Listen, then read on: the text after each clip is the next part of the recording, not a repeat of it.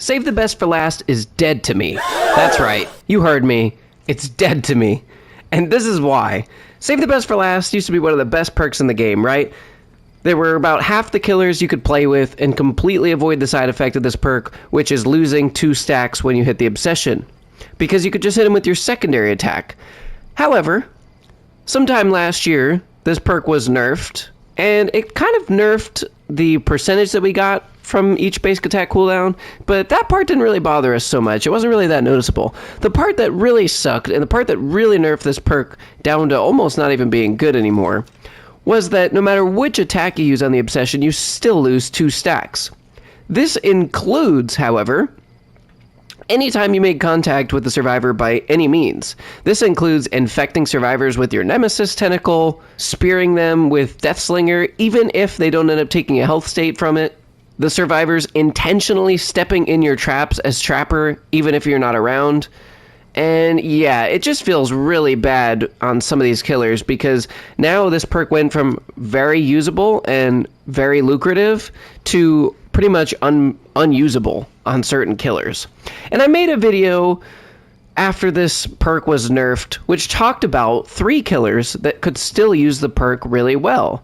And one of which was Trapper, which it was kind of good and kind of bad. Like I say, survivors could still intentionally step in their traps when they figured out that you had this perk and still counter it. And also, you would have to pick up the survivor out of the trap right away to avoid losing stacks at all. It wasn't very good.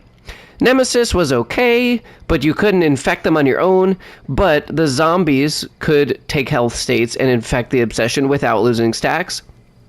But the best user of this by far was the Knight, ya boy. And that's because his guards at the time did not affect Save the Best for Last, because they were their own separate entity in terms of the hitbox. So your guard would take credit for getting the hit and not you, the player, as the Knight. And so Knight was the best user in Save the Best for Last after that nerf, because he could hit the obsession with a guard and damage them with a guard and not lose any stacks. And that was huge, because even if you didn't damage a survivor or take a health state from them with a guard, you at least kept the obsession busy while you go around swinging on everybody else in the game. And best case scenario, you get a hit or a down with it and you don't lose any stacks. Knight is also pretty decent at insta-downing if you can get your guards targeting a survivor from the opposite direction and catch them in just the right place. And so sometimes you could insta-down a obsession for only a loss of 2 stacks. And so this was really, really good. And ever since that nerf, I never took Save the Best for Last off of Knight a single time, because he was hands down the best killer at using it. But the devs did something sneaky. They have since patched this out randomly. It was never in patch notes, and I highly, highly doubt it was thanks to my video that didn't get very many views. But, however, nonetheless, it was changed. And unfortunately, that means that this is no longer viable. This strategy on these 3 killers that we've talked about can no longer get around this. And even Knight himself, when a guard attacks a survivor for a health state, the Knight still loses 2 stacks. And so Save the Best for Last is dead to me. One of my favorite perks. In fact, after the DBD stats tracker came out, I looked. Save the Best for Last is my second most played with perk of all time for killer. 15.56% of my perk pick rates on killer were for Save the Best for Last. I love this perk. It's so much fun. And even after they nerfed it, I still used it on Knight all the time. And now I don't. Like, it's honestly ruined playing Knight for me. Like, Knight was so much fun because he was the only killer that could still use his perk well, and my pick rate for Knight has severely dropped since this randomly got patched out. And the most upsetting thing is that we had no announcement. They just silently did it. I'm not even sure when, because I didn't even realize that I was losing stacks from it and that it was happening for a few games. And then one day I realized that this was changed, and so I did some testing and some challenges and some research, and then I realized that this no longer works for anybody. So I'm pretty bummed out, and to be honest, it makes me not even want to use this perk anymore. So, thanks Behaviour for once again silently killing another perk that was good. Don't get me wrong, this perk is still good, and you can still use it well on some killers, but I honestly think that the game is worse off for it in this state of this perk, because it no longer makes you feel like you can go for anybody. Like, it literally makes you straight up ignore one player and just tunnel out the rest.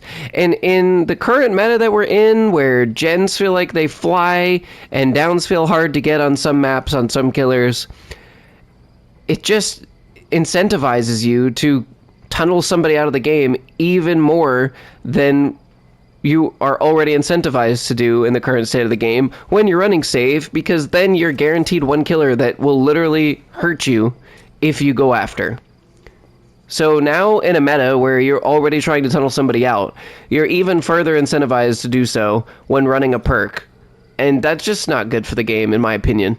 Like, this was fine the way it was. Yeah, maybe it made the perk a little bit too strong, but at least you wouldn't have a problem with going for the obsession if they came around. Especially if you have other perks that change the obsession, or the survivors have perks that change the obsession. I don't know, man. It just feels like there's nothing you could do now. It's pretty disappointing. I mean, it can still be good, but now every killer uses this perk equally now, which I guess is what the devs were going for, right? It does make sense to have all of your killers be able to use the same perks with the same like amount of potential, but that's just not possible. There's plenty of perks that are way better on some killers than others. Like, you think Nurse needs Fire Up? She doesn't even break pallets. But you put Fire Up on a killer like Freddy or Wraith that pretty much have to break pallets, and it feels super strong. It's a great perk, especially after the buff. But Nurse isn't going to use that just as well as a Clown or somebody else would, you know? I mean, not every perk is made equally, unfortunately. And sometimes that's not always a bad thing.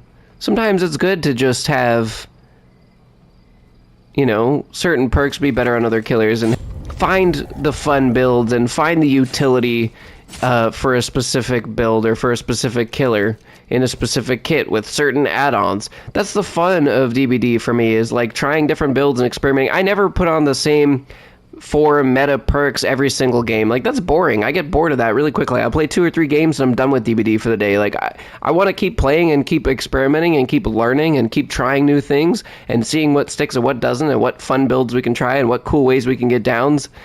And even on Survivor, trying different combinations. So, I don't know. I think it was alright how it was, and this is one of the perks that changed the game and made it more popular. So, to see my own pick rate and the pick rate from the community in general drop on this really good perk that used to be so great, and just see such a fall from grace, is just so disheartening. And they have buffed other perks that needed it and made some changes where it was necessary, but I just don't feel like this was one of them. But anyway, you guys let me know what you think. Hopefully in the future we get a killer that can play around this well again, and we can have some more fun with it again.